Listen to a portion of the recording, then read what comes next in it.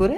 আর কি করে, বড় বউ আমাকে খেতে দেবে না বলে এই কীর্তিগুলো করে। বড় বউ তো তোমার কাপড় ধুতে গেছে, সে তো এখনো আসেনি, আর তরকারিতে তো আমি লবণ দিয়েছি, তার মানে এই নটঙ্কি গুলো তুমি করো না? আমার এগুলো একদম ভালো লাগে না হাগলাসি। ওরে সতীন, আমার প্ল্যানটা ভেস্তে গেল। আইডিয়া, রান্নাঘরে সর্ষের তেল ফেলে রাখবো, বড় বউ ঢুকলেই পা পিছলে পড়ে ওর সবগুলো দাঁত ভেঙে যাবে। হাগলাসি ও মা গো, আমার সব দাঁত ভেঙে গেছে গো। হয়েছে, ও মা, ইঁদুরটা তো বালতির জলে পড়ে গেছে, একে তুলে দিই, না হলে এ মরে যাবে। তুমি আমাকে বাঁচালে বড় মা, তাই আমি তোমাকে নতুন দাঁত দিচ্ছি, নতুন দাঁত গজা। আমি দাঁত ফিরে পেয়েছি।